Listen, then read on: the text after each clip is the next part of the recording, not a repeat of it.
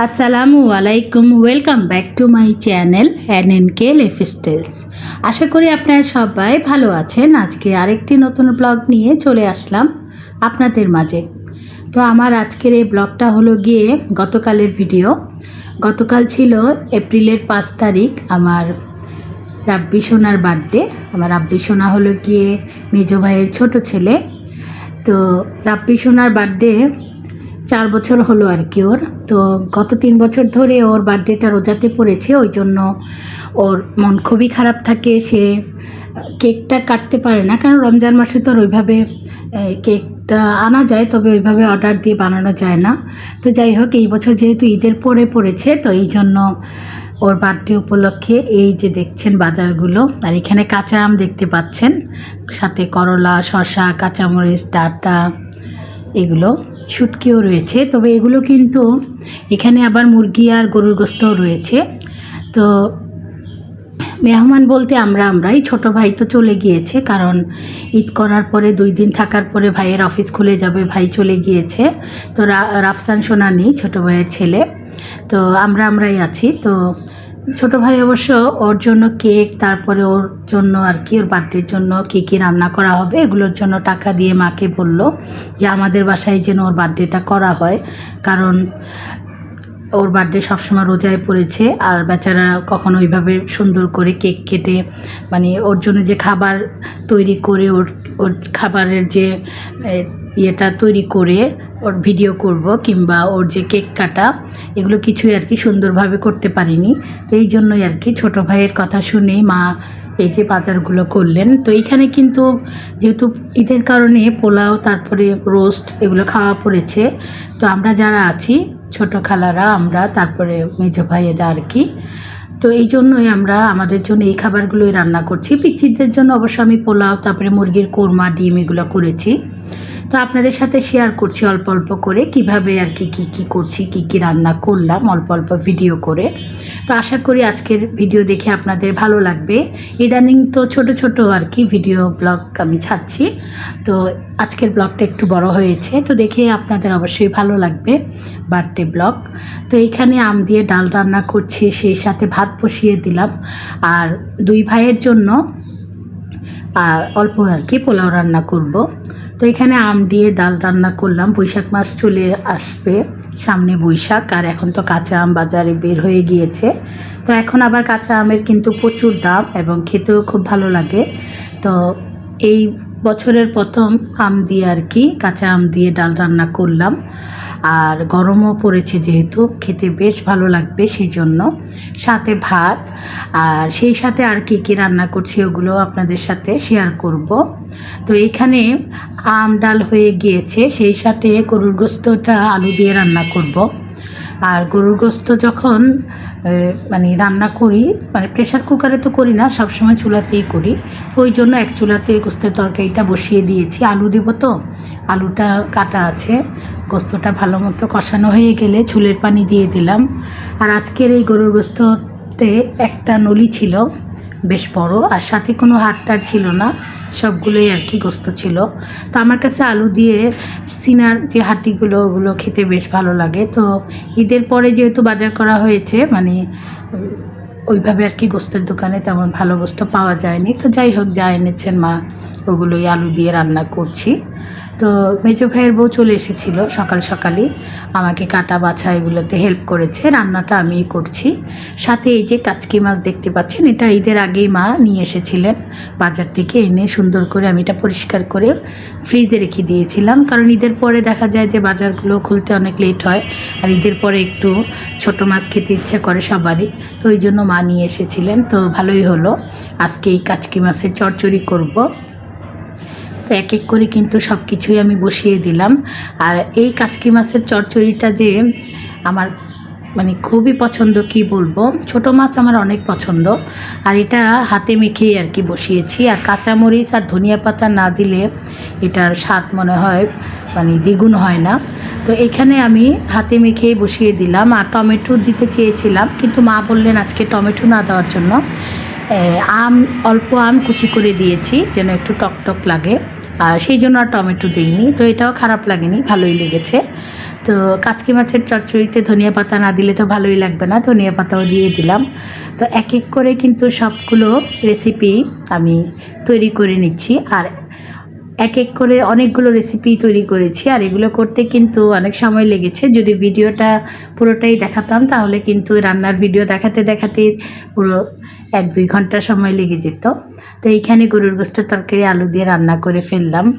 তবে এই রান্নাগুলো তাড়াতাড়ি হয়ে গিয়েছিল। নাস্তা খেয়েই তো আমি ভাত ডাল বসিয়ে দিয়েছিলাম, তারপরে গরুর গোশতও বসিয়ে দিয়েছিলাম, সেই সাথে কাসকি মাছও ধুয়ে ওটাও হাতে মেখে চচ্চড়ি করে ফেলেছি। আর সাথে পেঁয়াজ আলু যা যা এগুলো তো ভাইয়ের বউ কেটে দিল, মেজো ভাইয়ের বউ, তো ওই জন্য আর কি ঝটপট রান্না হয়ে গেল।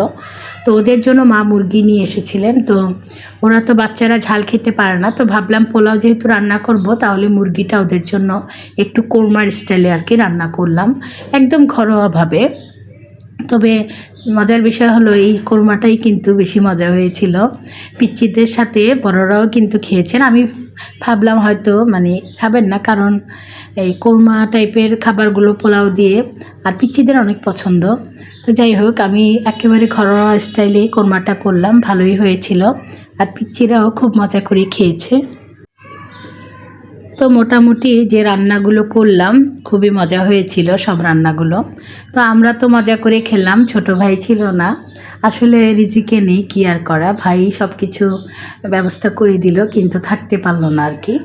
তো এখানে যে মুরগির কোরমাটাও হয়ে গিয়েছে, এখন বাকি আছে করলা ভাজি।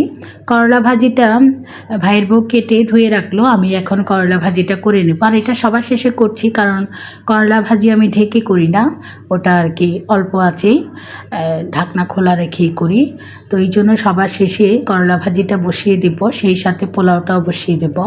তো সব রান্না আমার একেবারে 1-1:30টার আগে শেষ হয়ে গিয়েছে। তো যেহেতু আমি ভিডিও করছি আর ব্লগ দিব ইউটিউবে, আমার রাব্বি সোনার বার্থডে ব্লগ, তো এই জন্যই অল্প অল্প করে ভিডিও করে সব কিছু রান্না করে আমার বাবা দুইটার জন্য আমি প্লেট সাজিয়ে নিলাম। কারণ মানে দেখা যায় কাজ থাকলে ওইভাবে সাজানো গোছানো কিন্তু একটা সময়ের ব্যাপার, আর তাছাড়া নামাজ পড়তে হবে জোহরের। তো আমি ভাবলাম যে ওদের প্লেট সাজিয়ে ওদেরকে খাবার দিয়ে তারপরে গিয়ে গোসল নামাজ আর কি আদায় করব। তো ওই জন্যই তাড়াহুড়ো করে মানে 1:30টার ভিতরে রান্নাটা কমপ্লিট করে ফেলেছি। আর এই যে অল্প পোলাও বসিয়ে দিলাম, করলা ভাজিটাও আমার আর কি হয়ে যাচ্ছে, সেই সাথে পোলাওটাও বসিয়ে দমে বসিয়ে দিলাম। পোলাওটাও হয়ে গিয়েছে, অল্প করেই পোলাও রান্না করলাম। তো রাব্বি সোনা যেহেতু এবার ঈদের পরে বার্থডে হলো, রমজান ছিল না, রোজাতে ছিল না, তো সেও খুব আনন্দ ওর। আর বাচ্চারা বার্থডে বলতে কিন্তু খাবারের সাথে সাথে ওদের প্রধান আনন্দ হলো কেক কাটা, মানে কেক কাটার জন্য ওরা ব্যস্ত থাকে, কখন কেক আনা হবে আর কেক কাটা হবে। তো রান্নাবান্না শেষ করে ওদের প্লেটটা আমি সুন্দর করে সাজিয়ে এই যে টেবিলে রাখলাম।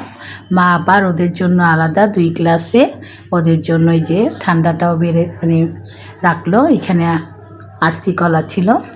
তো এখানে এই যে দেখেন আমি সুন্দর করে মুরগির কোরমা, ডিম, তারপরে শসা, গাজর, পোলাও, আবার গরুর গোস্ত তো ওরা খায় না, তাও 1 পিস আলু গোস্ত দিয়ে সুন্দর করে প্লেটটা সাজিয়ে। আর এই হলো আমার রাব্বি সোনা, আজকের বার্থডে বয়। সে তো মহা খুশি, মানে খাবারের প্লেট দেখে। আর সাথে রাফির কথা কি বলবো। তো ওরা কিন্তু ভিডিওতে, আমি যখন ভিডিও করছিলাম ওরা সালাম দিচ্ছিল আপনাদেরকে। তো আপনারা সবাই রাব্বি আর রাফির সালাম নেবেন। তো এই যে দেখেন আমি ওদের প্লেট 2টা সাজিয়ে ওদেরকে বললাম খেয়ে নাও। তারপরে আমি আবার, যেহেতু আমার এখন গোসল করতে হবে, নামাজ আদায় করতে হবে, তারপরে আমি চলে গেলাম। তো আমার বাবা 2টা সুন্দর করে দেখেন খাবারগুলো খেয়ে নিচ্ছে। আর ওরা যেহেতু ঝাল নেই, আমি কোরমা করেছি আর পোলাও করেছি আর ডিমটাও সেদ্ধ করে হালকা ভেজে রেখেছি, মজা করে ওরা খাবারগুলো খেলো। আমার কাছে দেখে খুবই ভালো লাগলো। এখানে রাফসান সোনা নেই, আমার মায়ের যে 3 নাতি কাছাকাছি থাকে, এক নাতি নেই। বড় ছেলের ঘরে যে নাতি সে তো থাকে ময়মনসিংহ, সে তো আর আসতে পারবে না। 4 নাতির মধ্যে 3 নাতি সবসময় কাছাকাছি থাকে, আসা যাওয়া হয়। এখন শুধু 2 নাতি আর কি। তো যাই হোক, সব কিছু করে তারপরে আমি টেবিলে খাবারগুলো বেড়ে নিলাম। আর ছোটো খালাদের সারিন ছিল না, ছোটো খালা আর ওনাদের বাসায় গেস্ট ছিলেন খালার আর কি, সারিনের বড় চাচি, তো উনিও এসেছেন। তো মা আর ছোটো খালা আর হলো সারিনের বড় চাচি, ওনারা 3 জন একেবারে জম্পেস আড্ডা দিলেন। খাওয়ার টেবিলেও বসে সবাই মিলে আড্ডা দিলেন। তো আমরা সবাই মিলে বসে পড়েছি, আগে 3 মুরব্বিকে বসিয়ে দিলাম। তো একটু ভিডিও করলাম, আপনাদের সাথে শেয়ার করলাম। তো বেশ ভালোই হলো, সবাই মিলে রাব্বি সোনার বার্থডে উপলক্ষে রান্না বান্না করলাম, খাওয়া দাওয়া করলাম। সেই সাথে সন্ধ্যায় একটা ছোট কেক নিয়ে আসা হলো, কেক কাটা হলো, সাথে পুরি নিয়ে আসলেন মা। তারপরে চা তৈরি করা হলো, মানে মোটামুটি খুব সুন্দরভাবে আর কি ওর বার্থডেটা পালন করলাম। তো এখানে খাওয়া দাওয়ার পর্ব শেষ, এখন মাগরিবে নামাজের পরে আর কি। তো এখানে দুধটা ভাইয়ের বউ জাল দিয়ে দিল, যেহেতু লাচ্ছা সেমাই ভিজাবো। লাচ্ছা সেমাইটা আমি ভেজে তারপরে নারিকেল কুচি, তারপর গিয়ে বাদাম কিশমিশ দিয়ে রেখেছিলাম, দুধটা খাওয়ার আগে ঢেলে দিব। তো এখন সবাই মিলে রাব্বি সোনার কেকটা কাটা হবে, কেকটা নিয়ে আসা হয়েছে। তো কেক কাটার সময় ওরা কি আনন্দ করছিল এটা আপনাদের সাথে শেয়ার করব। তো আমি আপনাদের কাছ থেকে বিদায় নিয়ে নিচ্ছি আজ, তাহলে এই পর্যন্তই। দেখা হবে ইনশাল্লাহ পরের কোনো ভিডিওতে। আপনারা সবাই ভালো থাকবেন।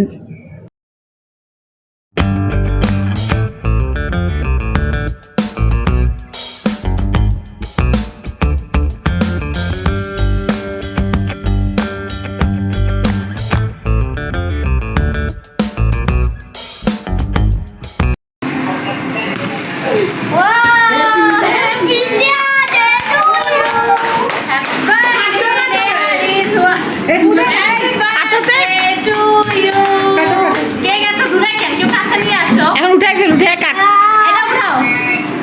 ওকে, ওয়ান, বসো। হ্যাঁ, আরো কাছে নে, আরো সামনে নে, সামনে নে। আরে ধর না। Happy birthday to you, happy birthday to you, happy birthday dear Rabbi, happy birthday to you.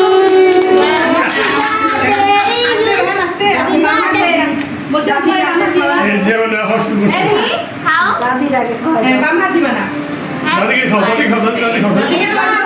নিজে খাইতে ব্যস্ত, আব্বা খাওয়া আমি আগে খাইলে কি আর তোমরা খাওয়াইতাম।